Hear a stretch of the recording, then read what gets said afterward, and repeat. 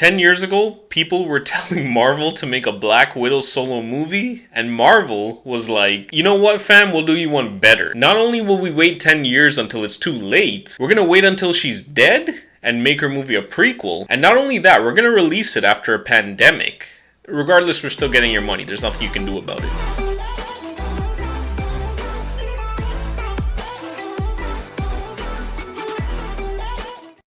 This is my spoiler-free review of Marvel Studios' Black Widow, the first Marvel movie to come out theatrically in 2 years. This stars Scarlett Johansson, David Harbour, Rachel Weisz, Florence Pugh, Olga Kurylenko, and Ray Winstone. So let's get straight into the good about this movie. The movie was serviceable. It could have been better. Marvel finally doubled down and made a Black Widow story that takes place after Captain America: Civil War, where she's on the run from the government and tries to reunite with her long-lost family. So Black Widow manages to get some redemption, and when you go back and watch Infinity War and Avengers Endgame under the lens of this movie, you recognize some of her character motivations, and it's a little more explained. So let's talk about the side characters to begin with. Florence Pugh's character and David Harbour's character are really the comic relief in this movie. They really provide these lighthearted and emotional moments amidst all the tension. They're both such great actors already. They're just given such fitting roles. Yelena, Florence Pugh's character, is actually pretty cool and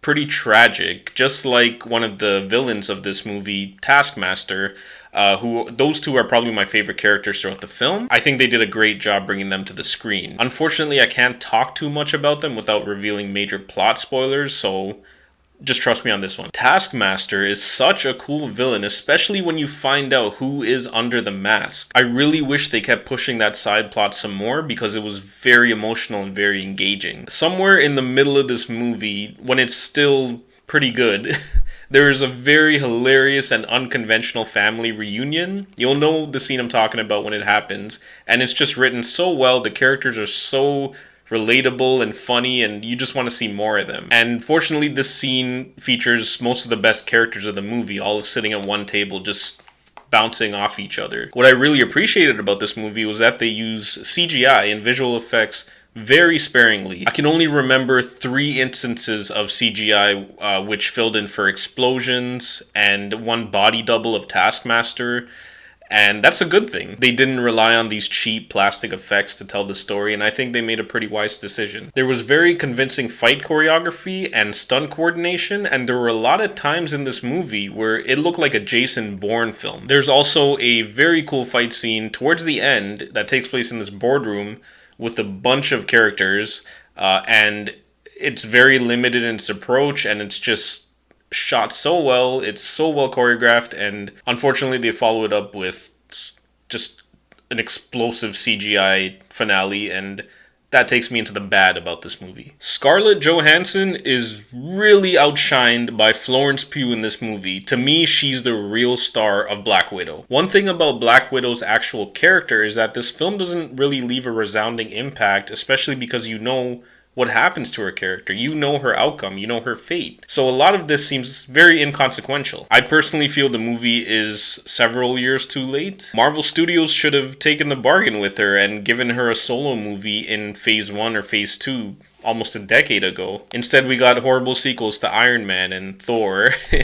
One thing I noticed about this entire movie is that it was very much like Captain America: The Winter Soldier. And by that I mean think about the masked character reveals, and think about the infiltration plot, or the explosive gigantic finale in the sky by the end of the movie. It's like they copy and pasted the framework of that movie into this one and changed it just enough to make it not seem like plagiarism. Also, why does Florence Pugh's character Yelena have a fleeting Russian accent? It's just, her American accent just pops in every now and then. I felt like the first act of this movie dragged a bit. It seemed a little disjointed and it took a while to set things up. But honestly, a lot of my issues with this movie are from the third act of the film. Did someone else write the third act of this movie? It felt like a lot of the humor didn't land, and the action was underwhelming and very derivative. Also, I wanted a little more from the character of Taskmaster. You're talking about a villain that can go toe-to-toe with the Avengers by reflecting their moves. And that's his character trait. That's what he does. And he does that one time in this movie,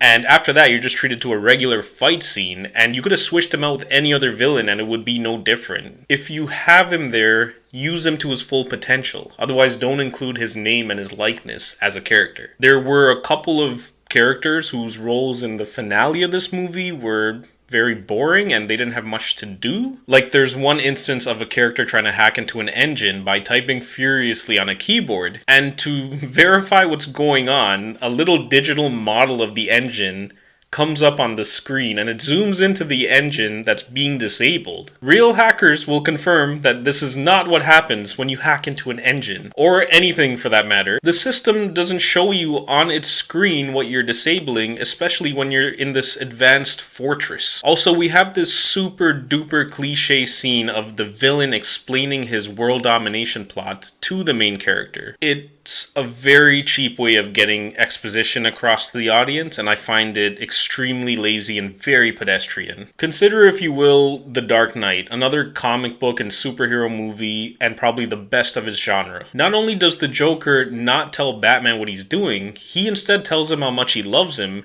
and he outright lies about his plans. So it's up to Batman to do the legwork and try to find out what's going on and stop it. And that's a part of being a hero. In fact, a lot of the exposition is just Batman talking to his butler about observations that he's made.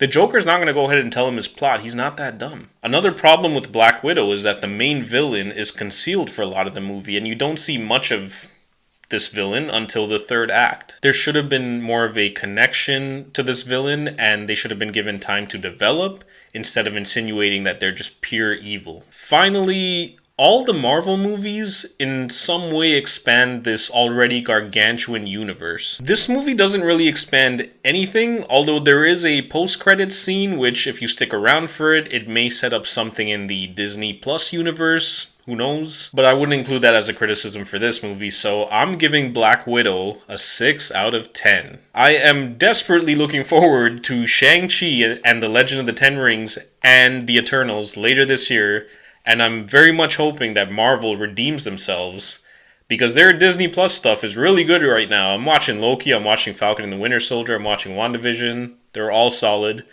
and I think they have a bright future ahead of them. This was just a slight misstep. But join me for those reviews, guys, coming up later this year. And please tune in, please like and subscribe and comment. And thank you so much again for watching. I'll see you in the next video. Ciao.